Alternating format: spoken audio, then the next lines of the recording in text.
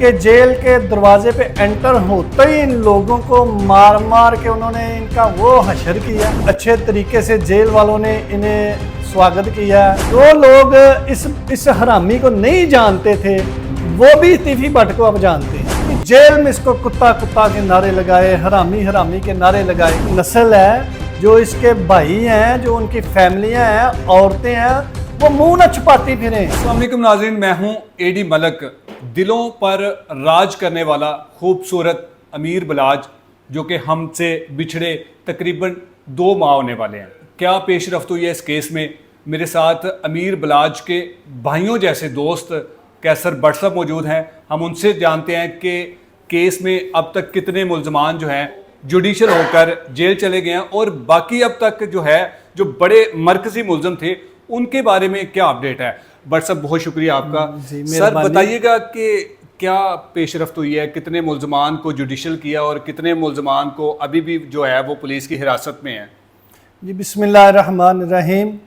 یہ جو 109 کے جو ملزم انہوں نے ڈالے ہیں نا، جس میں احسن شاہ اور یہ سہیل ملک نا، یہ وہ کردار ہیں جنہوں نے یہ تانا بانا بنا سارا، یہ سٹوری بنائی، یہ ملاقاتیں کروائی۔ تیفی بٹ جو تھا نا وہ تو پہلے سے ہی اس طاق میں بیٹھا ہوا تھا، یہ میں گارو جاڑوں، کیونکہ گارو جاڑنے میں اس کو شاید سکون ملتا ہے۔ دیکھیں اب تقریباً یہ 2 بندے جوڈیشل ہو چکے ہیں، بالکل، تو جیل میں جاتے ہی ان کا اچھا سواگت ہوا ہے۔ اچھا، بڑے اچھے طریقے سے جیل والوں نے انہیں سواگت کیا ہے۔ دیوڑی سے لے کے تو جو جیل ہے نا کولاپت، بالکل یہ نئی تعمیر ہوئی ہے، اس کے اندر نا ایک اور جیل انہوں نے بنائی ہے، وہ اینڈ پہ آتی ہے، وہ کافی سفر بن جاتا ہے نا۔ بالکل بالکل، جیسے آپ یہ شاہ عالم چوک سے داتا دربار تک چلے جائیں، اتنا سفر بنتا ہے وہ۔ ٹھیک ہے۔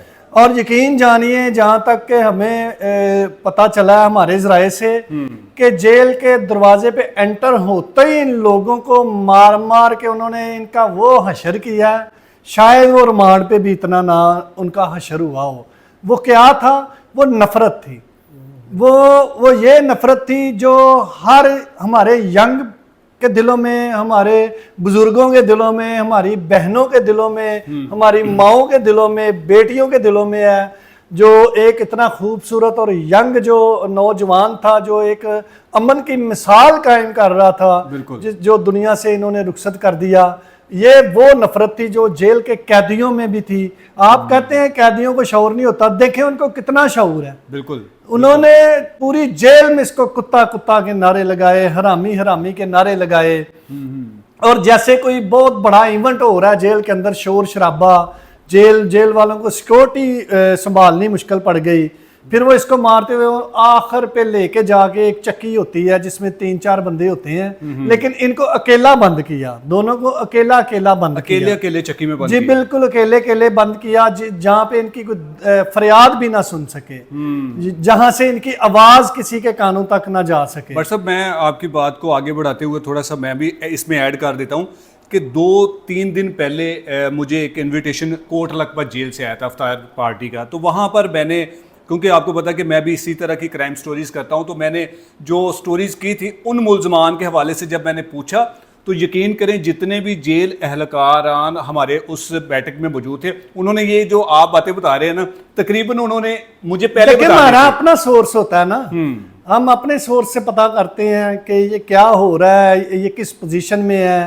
اس بندے کے لیے یہ مر جانے کا مقام ہے، اس کو چاہیے یہ خودکشی کرے، اس کو چاہیے یہ کسی کے اوپر ڈلنے کی بجائے یہ خودکشی کرے۔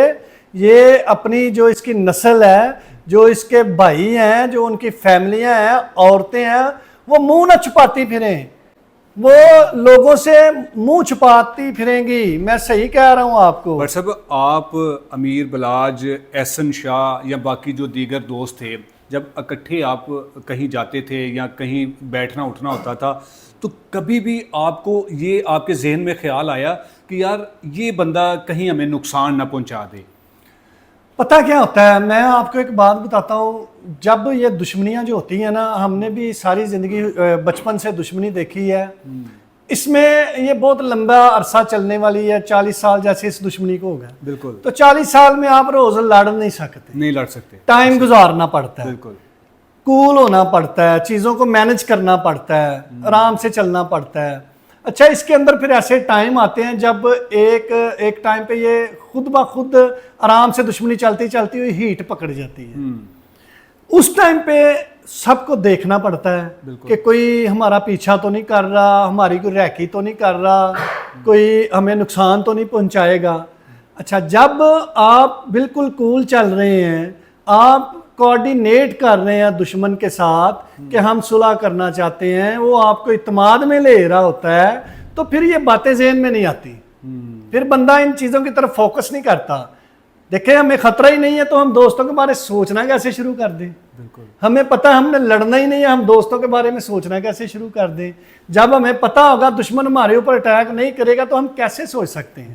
اچھا، تیفی بٹ کا جو بیان آیا تھا سامنے، اس کے متعلق اور تیفی بٹ نے بہت سارے ایسے بھی الزامات مقتول امیر بلاج کی والدہ پر بھی لگائے اور بھی کچھ لوگوں پر لگائے، اس پہ تھوڑی سی نظر ثانی آپ کریں کہ کیا وہ غلیظ انسان ہے، اس نے ساری زندگی یہ حرام زدگیاں کی ہیں جس کا خمیازہ یہ خود بھی بھگت رہا ہے، اس کی اولاد بھی بھگتے گی، اس کی نسلیں بھی بھگتے گی۔ یہ بیج اس نے بہت گندا بیج بویا ہے، یہ حرکتیں اس نے کی ہیں۔ میں آپ کو یہ بات بتاؤں، یہ کردار سامنے آئے گا، ننگا ہوگا، یہ ایک سٹوری تیار کرتا ہے۔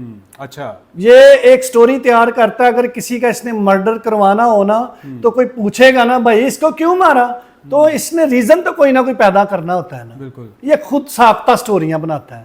یہ سائیکو ہے نا، تو سائیکو ایک بند کمرے میں بیٹھ کے سوچتا رہتا ہے کہ یار میں نے کیا سٹوری بنانی ہے، میں کسی کو قتل کرواؤں گا تو میرا نام اوپر جائے گا، میں انڈر ورلڈ میں پہچانا جاؤں گا۔ جیسے کہ آپ دیکھیں بلاج کی سٹوری کے اوپر آپ آ جائیں، میرے بھائی کو اللہ نے اتنی عزت دی تھی، لوگ اس کو اتنا پسند کرتے تھے پوری دنیا میں، آپ سوچ نہیں سکتے۔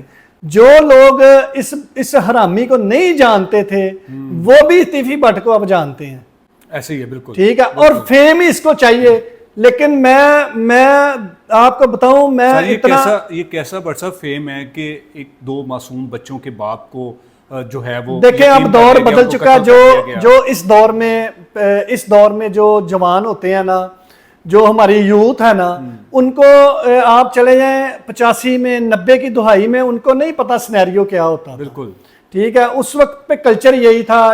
یہ جب ایسے کیڑے، گندی نالی کے کیڑے نالیوں میں جب پیدا ہوئے اور پروان چڑھے، یہ وہ دور کی بات ہے، یہ چیزیں اس کے دماغ میں فٹ ہوئی ہیں کہ ایسے ایسے چلتا میں آ رہا ہوں تو میں سٹیج بائی سٹیج میں فیم لیتا جا رہا ہوں۔ تو یہ تھا 2000 کی دہائی تک، 2003 یہ ابھی 90 اور 2000 کی دہائی میں ہی گھوم، یہ ابھی ادھر ہی گھوم رہا ہے۔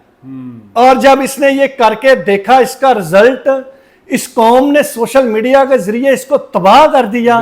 اس قوم پہلے تو یہ آوازیں نہیں پہنچتی تھی احباب اختیار تک، بالکل، بے شک، آپ کو پتا ہے کون جائے گا سی سی پی او دفتر، کون عدالتوں میں جا کے، اب تو ایک سیکنڈ لگتا ہے، لوگ کمنٹس کرتے ہیں اور اپنے دل کی رائے جو ہے منہ کے اوپر مارتے ہیں، ایسے ہی ہے، بالکل۔ یہ اس کو امید نہیں تھی کہ سوشل میڈیا کے اوپر میں ننگا اتنا ہو جاؤں گا، میری فیملی، میری کرتوتیں اتنی ننگی ہو جائیں گی، تو یہ شاید یہ عمل نہ کرتا۔